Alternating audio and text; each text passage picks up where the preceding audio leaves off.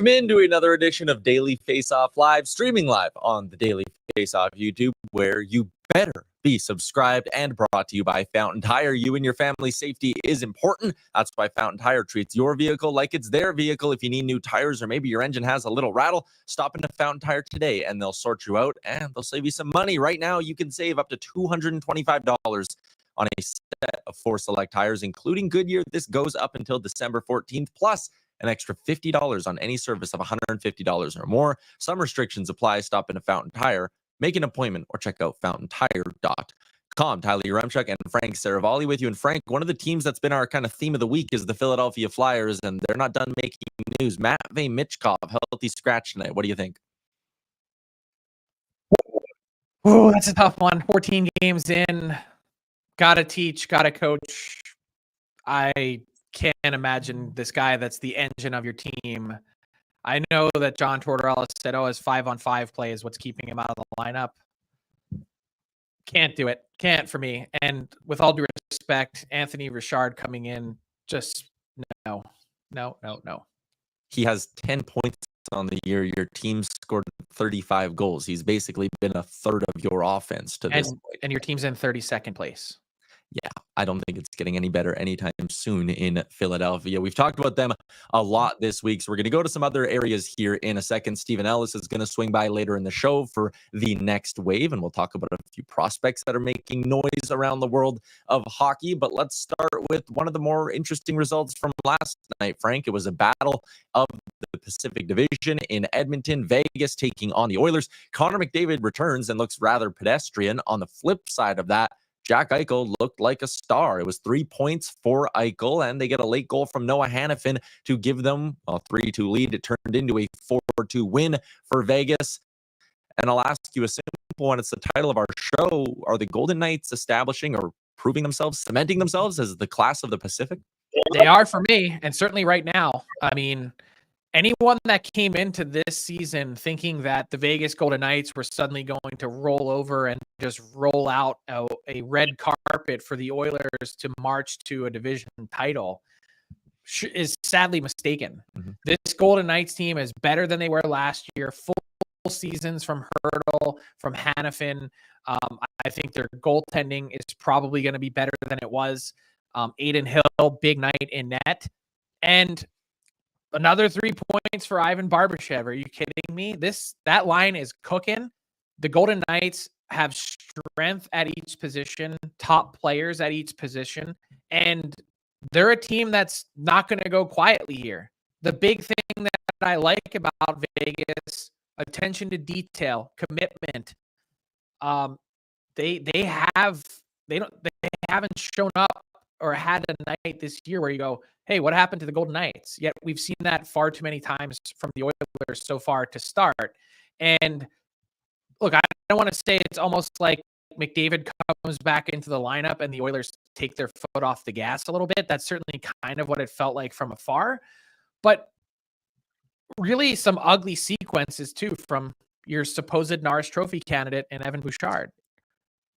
Yeah, Pat, I think we have that 3-2 goal that we can roll. And I mean, we don't even need to play the first Eichel goal either, because Evan Bouchard was basically doing the same thing, and that was standing around. Credit to ESPN for the highlight here. But again, Bouchard just kind of wanders in and the puck gets picked up, and he just shows no sense of urgency. Listen, the forwards on this goal need to get back quicker too. There's more to blame. You'd love a massive stop from Stuart Skinner, but when the first... Well, that's not even the most damning one. It was the other Eichel goal, knifing through the neutral zone. I mean, he just cuts through the absolute gut of your team. You slowly get back. Yeah, and I mean, listen, Evan Bouchard is never going to be a top-tier defensive defenseman, but that comes down to basic awareness. And the other thing is, last season at least, you kind of said, hey, we'll live with the odd defensive miscue. Granted, they weren't happening this much later in the season, but you said, hey, we'll live with them because of the offense. But right now, you look at Bouchard, and I know our guy Jason Greger did some digging, but like Evan Bouchard going into last night had 51 shot attempts that had been blocked. on pace for 321. That would smash the record for most shots blocked in a season. He had another 4 yesterday that he was firing into sticks and shin pads. So listen, we talked on the DFO rundown today about a couple of pending UFAs who are securing the bag and getting some money. Evan Bouchard heading into a contract year where he's an RFA. He's fumbling the bag, Frank. That's not a guy you can give $10 million to. At least certainly doesn't look like it right now, and was so good in the playoffs that it certainly makes you scratch your head. But it comes down to one word that I think has defined Evan Bouchard's career going back to World Junior: urgency. Need more urgency. And I think that's one thing that really stands out, that separates him from a lot of other defensemen in the NHL. Points are great. 82 points in a season is unbelievable, but need more than just that. Yeah, absolutely. So the Golden Knights, they get back into the top spot in the Pacific. They're technically tied with the LA Kings, but they do have a game in hand. Edmonton falls to 6-7-1 on the season. Let's go out east here, Frank, and talk about it. And it's kind of interesting. And you shared this with me yesterday, but the Washington Capitals picked up their 1,000th win with Ted Leonsis as their owner. And we don't usually celebrate owners as being great in this sport, but the numbers are really intriguing. And the other thing that just kind of popped into my head, because you see this and it's impressive, I also just kind of go like, man, that's an organization that you never really hear a lot of drama about either. And this is exactly why I wanted to give the Caps a little bit of love. I mean, so Ted Leonsis took over the organization in 1998. Since that period of time, third in wins, third in points, most division titles of any team at 12. And yeah, I get it. They played in the Southeast for a chunk of that time. So, maybe not the sexiest thing ever, but 18 playoff appearances in 24 years and 3 President's Trophies and a Stanley Cup. Yeah, could they have won the big shiny prize more than once? If maybe that's your only criticism, sure. But I can tell you, as someone who's been watching the Washington Capitals for a long, long time, that was a moribund franchise for a long while. Even the first few years of Alex Ovechkin's tenure in Washington, before they really kind of started to break through in 2008, the building's half full. It was not a place that you wanted to be. It wasn't a, sort of exemplary franchise. And so, yeah, drafting, development, all those things, super important. But you could make the argument based on the numbers that we just showed you that the Caps have been, if not the most consistent, one of the most consistent teams in the NHL over that period of time. Another team that might be able to lay claim to that, they've been sort of up and down. Like, look at the Detroit Red Wings. Like, they won a bunch of Stanley Cups and their playoff streak was forever. They were the gold standard in the NHL forever. But look at what their last 10 years have been like. It's been like this. So how do you, if you were to ask the question and maybe look over the last quarter century since the turn of the millennium, I'd have a hard time boxing the Caps out of any jostling for that number one spot in terms of most competitive teams in the league. Yeah, now you got my brain kind of spinning, thinking about who else deserves to be in that conversation. Because, I mean, a team like the LA Kings, the Chicago Blackhawks, they won a lot of Stanleys, but they also had a handful of years down in the basement. Maybe the Boston Bruins would be in that conversation as well. Yeah, I mean, I think they would certainly be in that mix. It depends on, again, what are you defining as the ultimate, right? Is it cups? Because the Penguins would be there, the Lightning would be there, the Chicago Blackhawks with 3 cups, they would be there. But all of those other teams had some really ugly moments and downturns. I don't really know that there's certainly, to your point, no drama. The Lightning had a crazy sale process and bankruptcy, and the Blackhawks had their scandal. And there's just been something in almost every one of those other markets that you go, the Caps are just there and they're good. Yeah, I think it is really impressive. And on the ice, you got to mention it, but 5 straight games with a goal for Alexander Ovechkin. He's up to 8 on the year. Frank, last year it took him 43 games to get his 8th goal. He's done it in 12 this season. We were at All-Star break last year, 8 goals. What happened to this guy? Will he ever find it again? Now he's on pace for 53. Yeah, I mean, the conversation has gone from will he ever break Gretzky's record to when will he break it to will he break it this year? And now we're kind of at what game this year will Alex Ovechkin break it on? When does Gretz start traveling with him to see the record get broken in person? And how good did the Screaming Eagle jersey look last night? It's one of the best jerseys in hockey. I Mint. love that thing. Mint. It's so good. All right. Like I said, Steven Ellis is swinging by in a bit, but we got a couple of other things I wanted to do, Frank, including a little game of pick'em. I got a couple of questions for you. It's a group of players, and you got to pick one. So let's start, Pat. Let's do points leaders for the year. This is the top 10 right now in the NHL. And when you look at 1 through 5, you're kind of like, okay, McKinnon, Makar, Kucherov, Reinhardt's doing it again. Kaprizov's a star.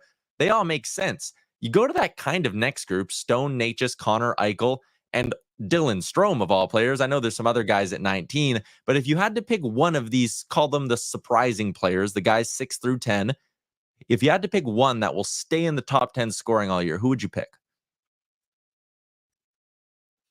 Well, I think there's some real health considerations for both Stone and Eichel not playing full season, so I wouldn't pick them.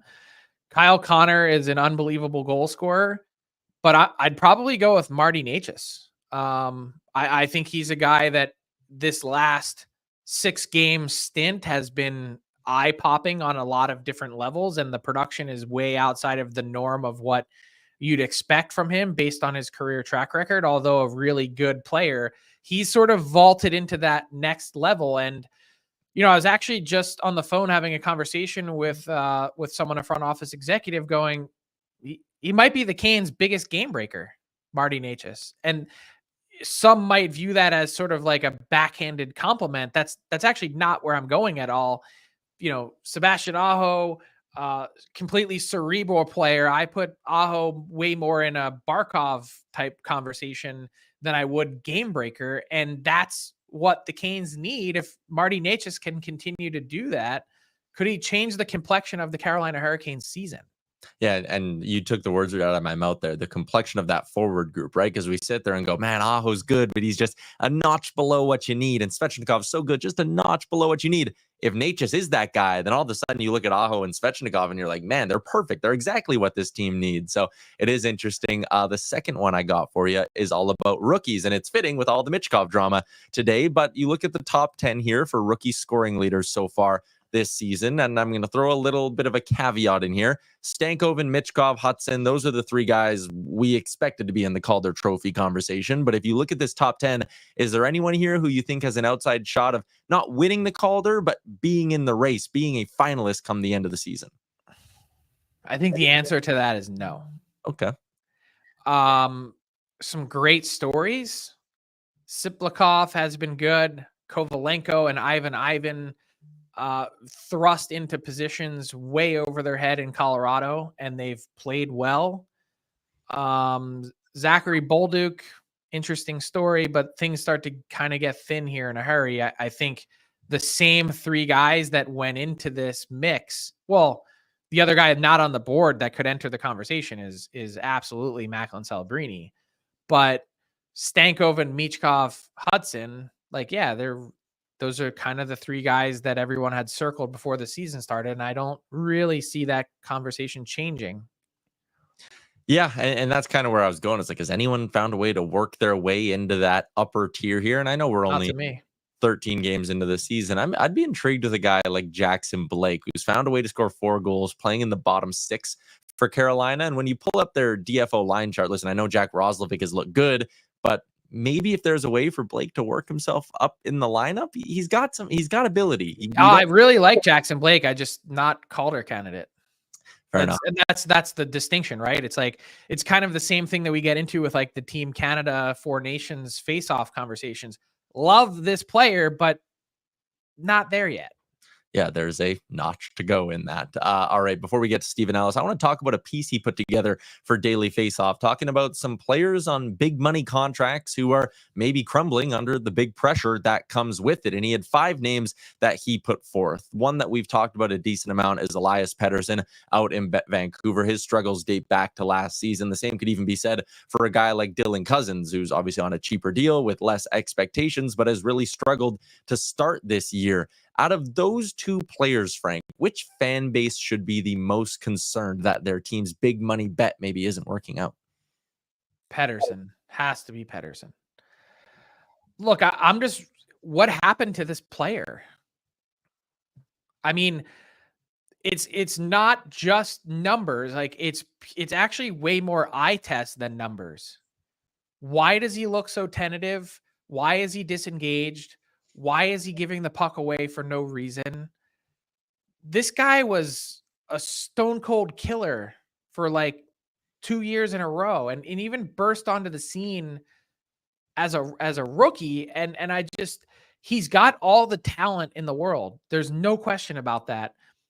Everything that is going on in his game, it seems to all reside directly between his 2 ears. And I look, goaltending is highly subjective to the team and structure you have in front of you.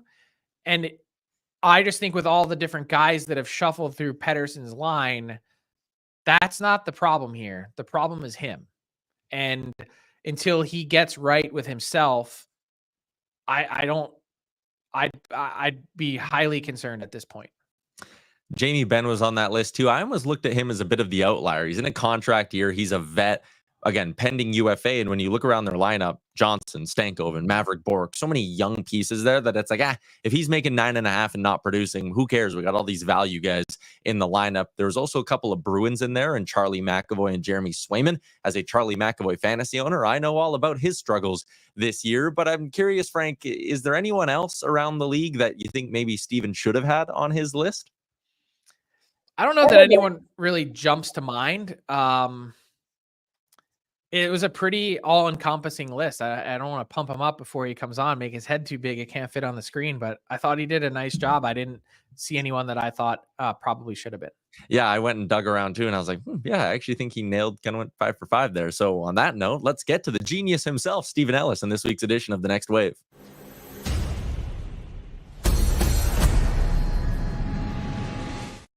There's Steven Ellis, our Daily Faceoff prospect analyst, joining us for his weekly appearance on the next show, or on the show. And Steven, you were out at the U17s, and you got to see a player who right now isn't a household name, but boy, Landon Dupont's going to get there, isn't he? Yeah, Landon Dupont, the stuff he's doing in the WHL is incredible this year. Like, he's on pace for better numbers than Connor McDavid in his exceptional status here. Now, slightly different situations. One's a forward, one's a defense. But Connor McDavid's the best player in the NHL, and Landon Dupont's a defenseman. That's incredible. And if you might remember, his dad, Mickey Dupont, played a few games in the NHL. He's kind of a Spangler Cup legend. That's just a big reason why I'm a fan of him. But watching him play, or he's a tough guy, he's going out there and hitting everybody. Dupont is this skilled defenseman who looks so much like Cale Makar out there. And he's easily the best player in the under-17 tournaments. The quarterfinals begin today. Canada Red has a bye to the semifinal tomorrow. But, watching him in person, you see a game breaker right there. And I think you're going to be hearing a lot about him heading into the 2027 NHL draft. But again, he's a 2009 born player if you want to make yourself feel pretty old. Yeah, very on brand from you. We got a Spangler reference. That was fantastic. And think back to, I don't know, a couple of days ago, Election Day. What did you say? Big day for Americans? Yeah, the Americans, they beat Finland. I believe they had 4 shorthanded goals, which is quite impressive on its own. Yeah, exactly what I was thinking on Tuesday. Big day for the Americans at the World Under-17s. Great coverage from there. But it's amazing to think, speaking of November 5th, that means we are less than a month away from World Junior Camps opening. Early size up for the World Junior Tournament. This is not going to be a shock to anybody, but it looks like Canada and USA are the 2 favorites. You look at the Canadian team there, we're expecting a lot of guys of NHL experience, whether it be Jet Luchenko, Easton Cowan, Cal Ritchie. That's going to be really exciting. There's going to be a lot of competition for this team. I think, Porter Martone is a top 3 prospect for this year's draft. I thought maybe he had an outside chance of making this team, but watching him play up close in Brampton with Carson Rakoff, who should be on this team after making the team last year, it'd be a hard thing to kind of separate those two. A lot of people often question the goaltending. I don't think that's going to be an issue for this team. There's a lot of good options like Carson Bjarnason and Joshua Ravensbergen. But then you go look at that American team, and they've got James Higgins, the top prospect for 2025. We're expecting another year of Ryan Leonard and Gabe Perreault, and all three of those guys are just dominating. They've got some other key pieces from last year's team that won gold, Trey Augustine and Zeev Buium. I say obviously they're expecting to have them. We don't have the rosters yet, but those two teams are going to be neck and neck. And if we know anything, the Americans want to win in Canada every single time. You want to win anywhere, but going across the border, winning that game December 31st, and then hopefully winning again on January 5th in the championship game, that's important for the Americans. We talked about the first overall pick recently as well. I think last time you were on the show. Do you have a new entrant in that category?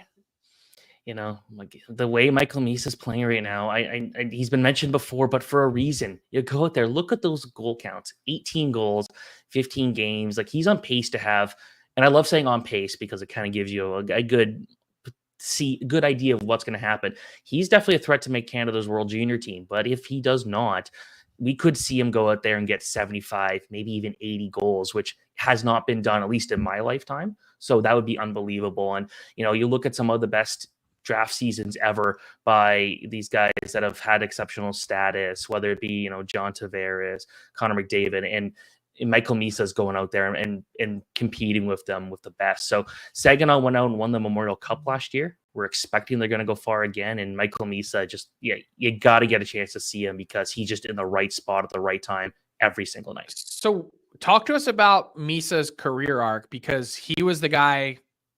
I mean, I'm probably exaggerating, but it was like 5 years ago. Like this guy was already starting to become a high school household name.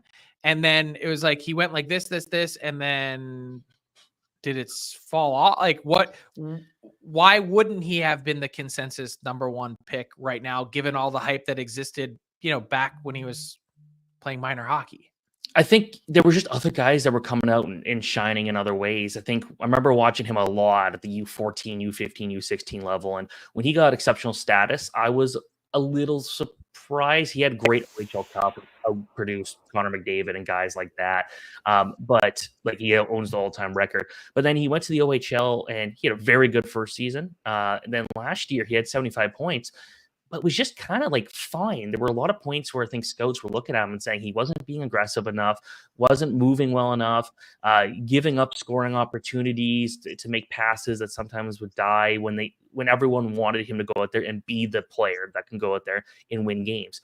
Right now, it feels like he took that personally. I think he became a more well-rounded player last year, but he's the best when he's got the puck on his stick and he's putting pucks on net. And right now, when you see this, again, 82 goal pace, we're probably not expecting that, but 70 goals feels very likely. And if that's so, that will be one of the best seasons we've ever seen from an OHL draft eligible prospect. Wow. You talked about his potential chances on the World Junior team. One thing that could affect that, and we had this as an inbox question earlier in the week from Christopher Palmer, so wanted to give him some credit, but he wanted to know any NHLers that you're looking at that could be loaned to the World Juniors. I wouldn't be surprised. Like heading into the season, I wouldn't have expected it, but I would not be surprised if Will Smith plays for the United States. And I think that'd be pretty interesting. Talking to some scouts at the U17s, a lot of people think that's what's going to happen. Now, who knows? He's starting to play a bit better right now. I believe he had that 2-point game a couple nights ago. He had another assist in his last game. So he's starting to figure it out. But at the same time, with the way the Sharks are looking, and, they've got some pretty good guys at the Barracuda they could give a chance to. Like if they wanted to say, hey, Smith, go out there, dominate this tournament, come back with all the momentum and see what happens. And then they go back and give Colin Graff a chance, I think would be pretty interesting. So for me, I think with Smith, I'm always a player, someone who values young guys getting ice time and having confidence and going out there and dominating for good friends in Canada, where all the attention is on. It'd be interesting to see if that happens. Interesting stuff. As always, Stephen, appreciate your time, man. We'll chat again next week. Thanks so much.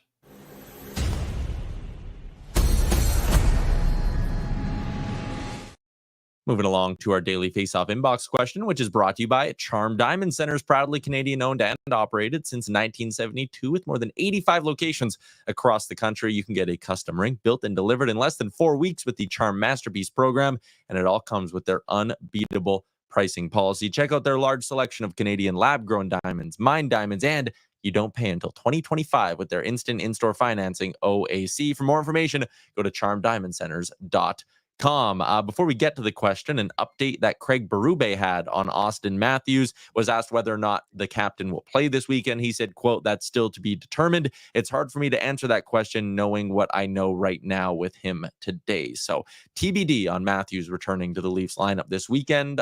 Frank, your question comes in from Brendan, who says, do you think there's any chance Canada will pick a defensive specialist for their team, like a Seravalli or an Adam Lowry for their fourth line? First off, Brendan, that's a good-looking Cessna in your profile pic there. Well done. I would say a very small chance. I think when you look at some of the other players that Canada has the potential to add on their team, it's not like they struggled defensively. And so that was one of the conversations that I had with some of the management teams, which is, do you need to do that? Do you need to go out and add a specialist? The answer is, like, even for things like killing penalties, some of the best players in the world already kill penalties. Auston Matthews on the US side, for instance, already kills penalties. So you don't need to kind of dip into that well. So I think there's probably not. And by the way, Adam Lowry is one of those fascinating, border guys, technically born in the US, but has obviously played for Canada at the world level and is represented and gone through the Canadian system. Always interesting to see the choice that those guys make. I always think to the classic sort of coaching angle. I remember I went to John Cooper, who was like perfectly positioned as Team North America coach at the World Cup of Hockey in 2016.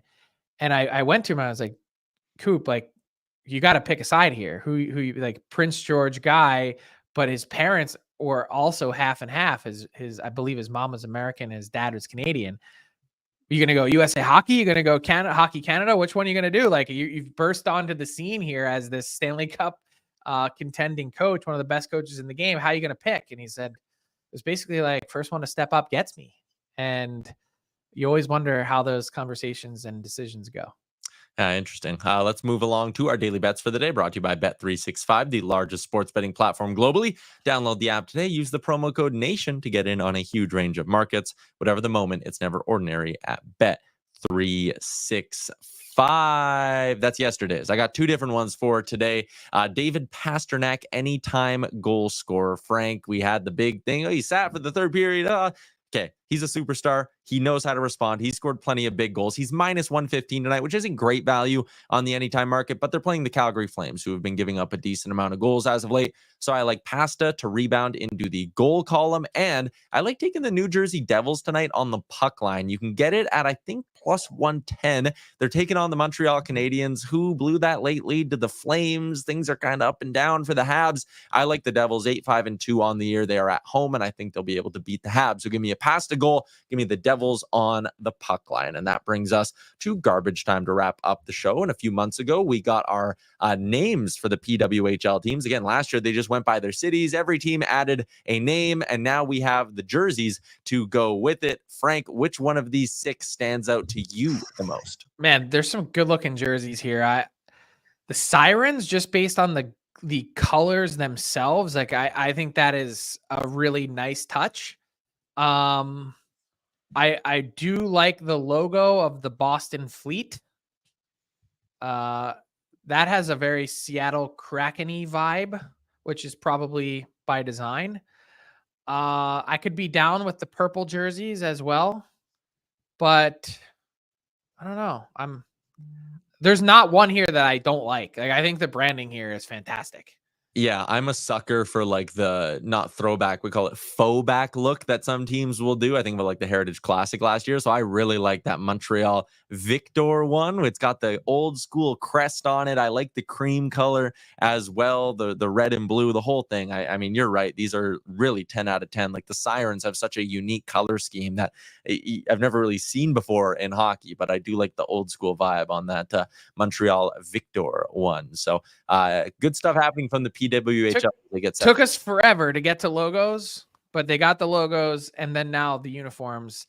This kind of gives you hope for Utah Hockey Club, right? Like if you take your time, you damn well better nail it. And PWHL has nailed it. Yeah, absolutely. It looks good. All right, that is a wrap on today's edition of the show. We got one more remaining this week, so make sure you're subscribed to the YouTube. And Frank and I will be back tomorrow at noon Eastern. See you then.